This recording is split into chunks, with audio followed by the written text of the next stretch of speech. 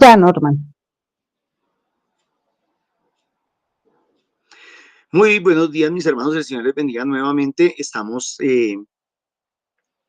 reiniciando nuestra formación para servidores eh, que de pronto pues habíamos dejado por unos viernes, pero aquí estamos nuevamente y estamos retomando con un servicio, una enseñanza muy bonita sobre el pastoreo en los grupos de oración, tomado del libro del padre Carlos García, sacerdote eudista de aquí de El Minuto de Dios de Bogotá.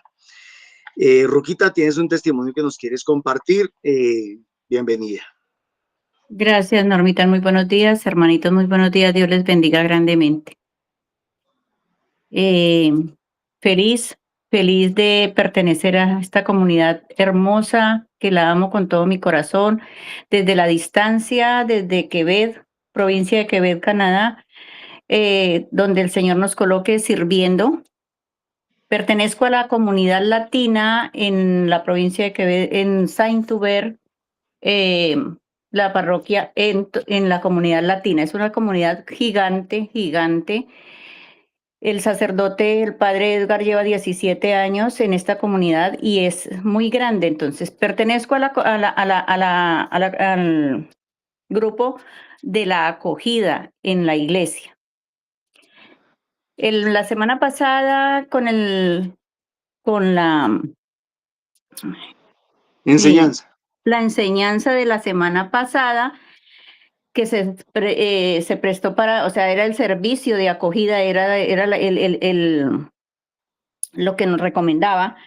Se la pasé a mi jefe, la líder en el grupo de acogida. Le dije, tómalo y escúchalo, y si nos sirve, por favor, pues tú tomas la decisión. Ella se la pasó al sacerdote, al padre Edgar. Encantadísimo quedó. Dijo, por favor, pásela a todos los grupos. Tuvimos reunión antier y quedó totalmente convencido de que pues este servicio es el principal.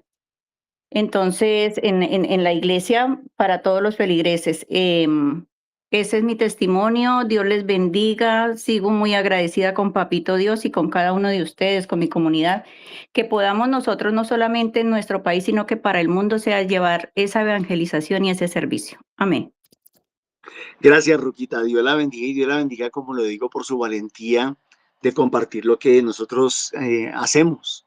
A veces dudamos, desconfiamos, pensamos que lo que estamos haciendo, no, y pensemos cuántas personas aquí mismo en nuestra comunidad no valoran lo que estamos haciendo.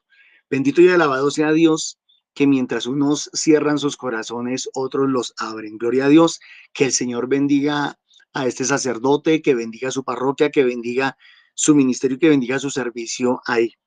Porque si a Él le gustó, es porque Él ama las almas y porque que Él quiere que la parroquia mejore. Vamos entonces hoy con nuestro capítulo número 2, que nos va a hablar sobre el líder natural. Líder natural. A mí me gustaría utilizar la palabra servidor, pero pues el padre Carlos tendrá su razón y su motivo por el cual él utiliza la palabra líder. En realidad, nosotros en la iglesia y en la renovación carismática, principalmente, no utilizamos la palabra líder, sino servidor.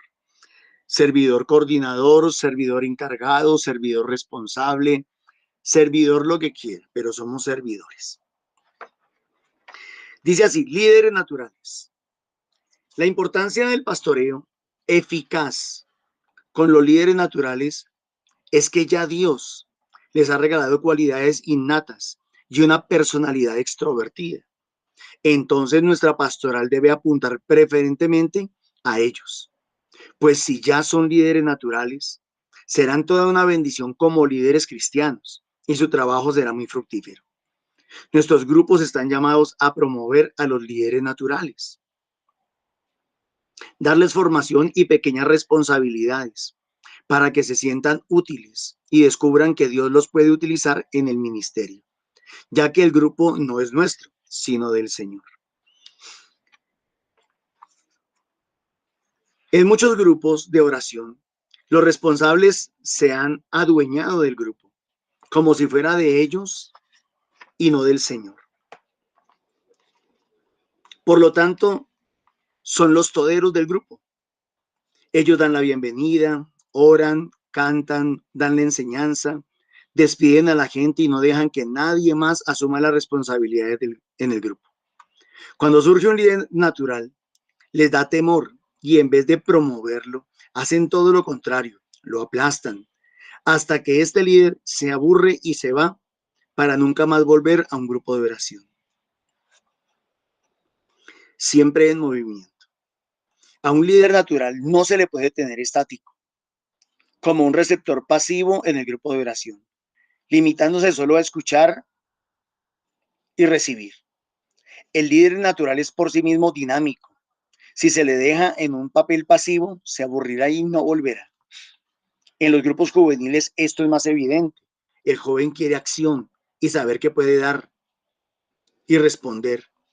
Un grupo juvenil que no se preocupe por tener una actividad ad extra, o sea, una misión hacia afuera, un apostolado, una proyección comunitaria donde los jóvenes se sientan útiles, está condenado al fracaso. Hacer un pequeño gueto que no supere a los 10 integrantes. Para que nuestro grupo de oración camine, se requiere una organización interna donde la mayor parte de personas participen. Esto se puede lograr creando ministerios, donde cada uno de los integrantes del grupo se encuentren en uno de ellos. Los ministerios que no pueden faltar en un grupo comunidad son acogida, música, enseñanza o formación, apostolado, intercesión. Otras comunidades más avanzadas en su caminar en el Señor cuentan con los ministerios de sanación, liberación, niños, economía y cooperativismo, evangelización, misiones, etcétera, según las exigencias y requerimientos de la comunidad. En síntesis, para que un grupo de oración camine y responda a las necesidades de las personas, se requiere que sea una comunidad de comunión y participación, como tanto lo recalcará Puebla. Una comunidad donde todos los tengan funciones, donde el trabajo de todos sus integrantes es apreciado y reconocido, surgiendo la valoración de los ministerios laicales en la comunidad parroquial. Llegó la hora en que los responsables de los grupos de oración dejen de tratar a sus miembros como menores de edad y deleguen responsabilidades en todo el grupo. No pueden seguir siendo los dueños de su grupo de oración. Esos grupos están condenados a morir de inanición y quedar marginados de la renovación de nuestra iglesia. Corren un serio riesgo de convertirse en una secta o comunidad paralela de la iglesia. Importancia del asesor. Todo grupo de oración de la Renovación Carismática Católica debe tener un sacerdote como asesor, sacerdote que acompañe al grupo y que aunque no pueda participar en las reuniones regularmente, pueda conducir espiritualmente a los responsables y acompañe al grupo siquiera una vez al mes. El asesor debe tener voz y voto en las decisiones de la comunidad y el grupo debe someterse a la voz de su pastor. Se ha presentado el caso de algunos grupos que tienen asesores de adorno y que muchas veces lo utilizan y manipulan, más aún cuando el asesor es un presbítero distinto del párroco. Si el asesor no es reconocido como pastor, entonces debe asumir compromiso alguno con esa comunidad. Perdón, entonces no debe asumir compromiso alguno con esa comunidad. Todo grupo de oración que se reúna fuera de los locales parroquiales debe informar y contar al menos con el consentimiento del párroco del lugar. No importa que éste sea o no carismático.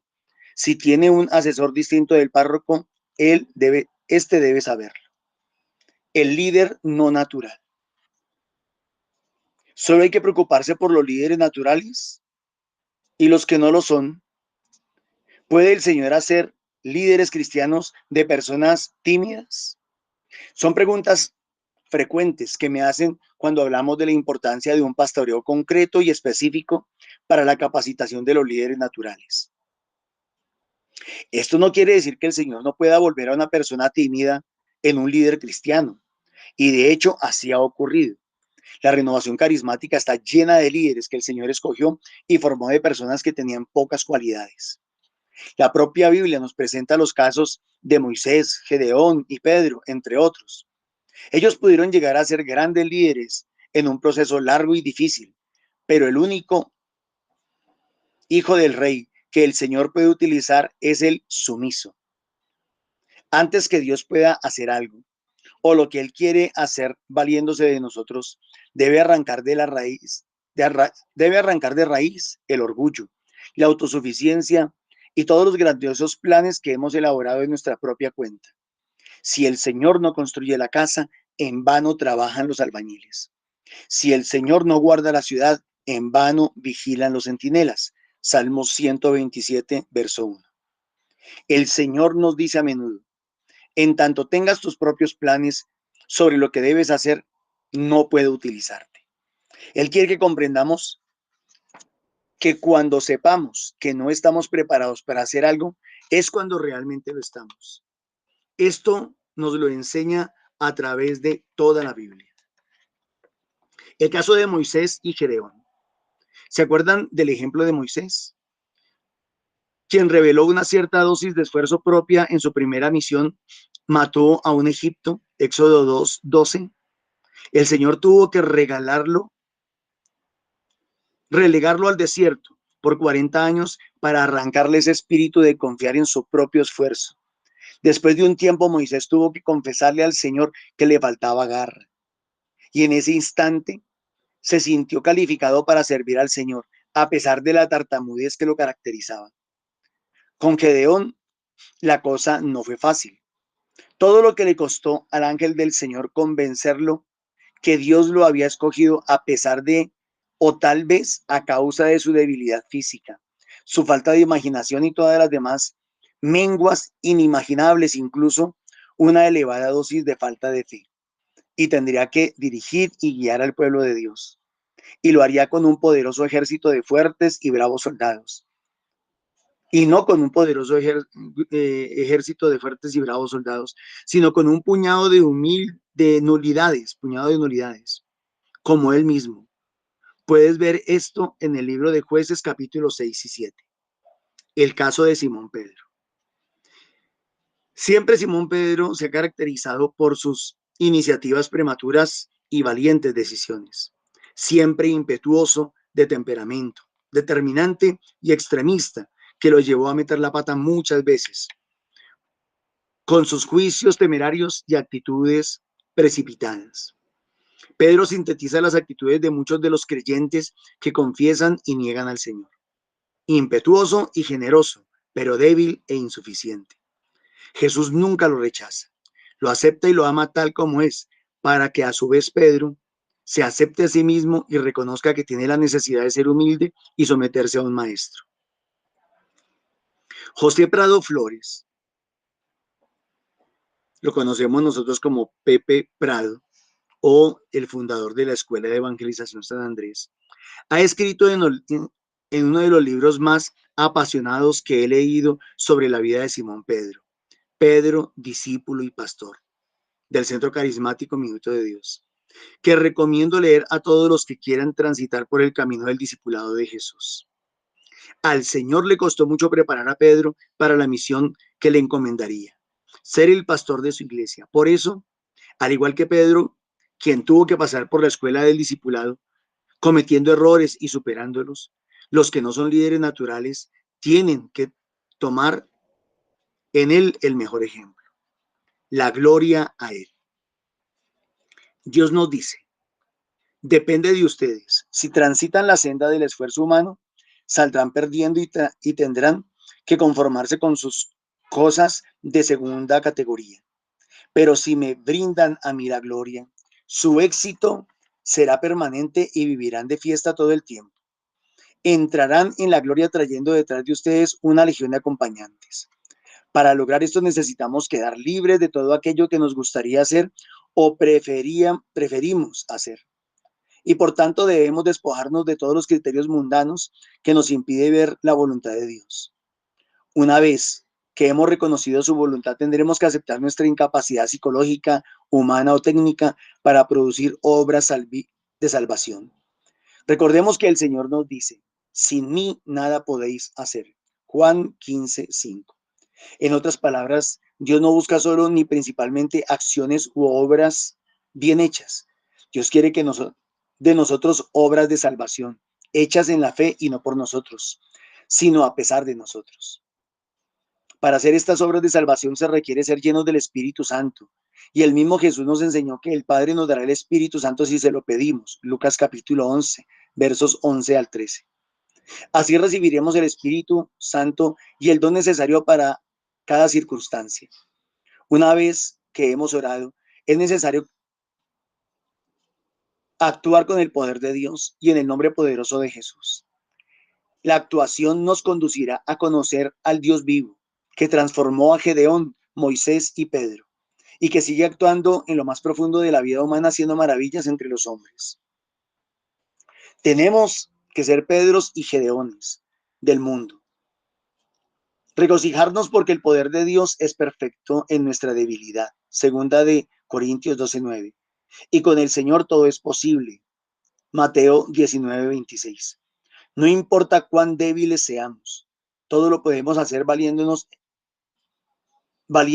en Cristo que nos fortalece. Filipenses 4:13. La disciplina del Señor. Cuando hemos cultivado un apropiado espíritu de sumisión, las medidas disciplinarias de Dios resultan siempre un consuelo para nosotros, pues como dice en su palabra, pero Dios nos corrige para nuestro verdadero provecho, para hacernos santos como Él. Ciertamente ningún castigo es agradable a la hora de recibirlo, sino que duele. Pero si uno aprende la lección, el resultado es una vida de paz y de rectitud. Hebreos 12, 5 al 11. Si ante la autoridad del Señor nos viene una sensación de inquietud y de desasosiego, es síntoma seguro de que el espíritu de rebeldía se esconde en nuestro interior, esperando el momento oportuno para entrar en acción, haciendo de las suyas. Mucho mejor es acomodar nuestra voluntad a la del Señor, que su vara y su callado nos alienten. Salmo 23.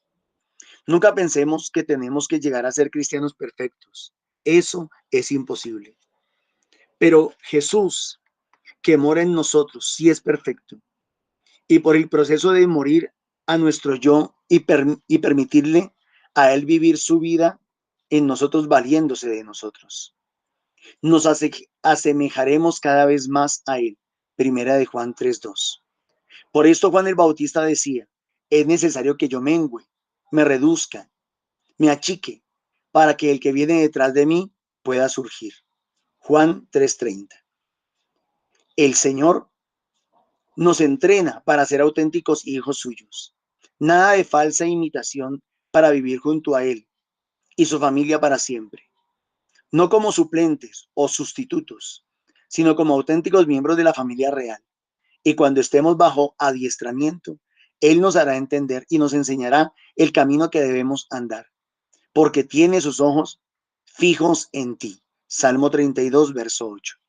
Y estaremos preparados para entender cuando estemos dispuestos a estar cara a cara con Jesús, mirándolo a Él. Primera de Juan 3:2. Y no a nosotros mismos. Fin del capítulo 2 del libro Pastoreo en los grupos de oración. Me gustaría escuchar algunos 2 o 3 aportes que hagan los hermanitos que están en la sala. ¿Qué les llamó la atención? ¿Qué les gustó? ¿En qué creen que podemos hacer énfasis?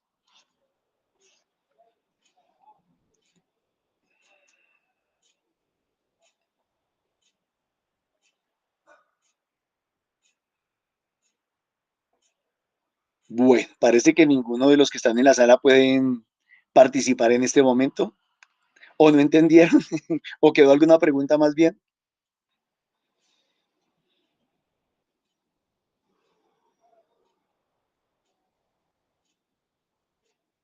Ok, entonces el libro nos habla de 2 clases de líderes, el líder natural y el líder que no necesariamente es natural, pero que Dios lo puede formar. Todos necesitamos ser discipulados, todos necesitamos estar bajo formación, bajo adiestramiento.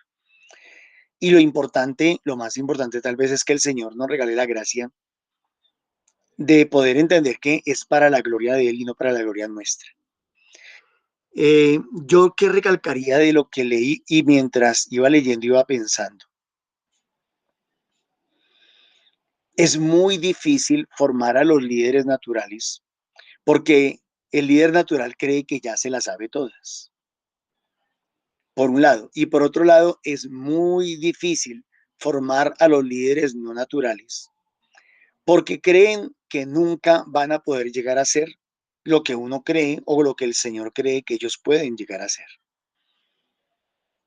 Entonces, los unos por sobrados y los otros por la duda, por los miedos. Qué rico, qué bonito sería que cualquier persona que llegue a los grupos de oración pudiera, pudiera abandonarse en las manos del Señor, confiar en que Dios puede hacer la obra en él y a través de él.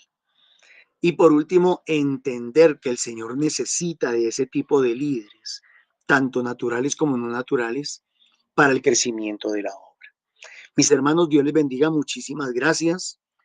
Procuramos que este tiempo que estamos aquí sea cortico para no abusar de la confianza de ustedes, del tiempo de ustedes. Que esto nos lleve a orar, compartámoslo por favor en los grupos. Le pido de grandísimo favor a los coordinadores de los grupos de oración que lo estudien, que escuchen atentamente, que tomen nota de de lo que estamos compartiendo para poderlo hacer vida y aplicarlo en todos y en cada uno de los grupos de oración y en las comunidades. Dios les bendiga, mis hermanos. Muchísimas gracias.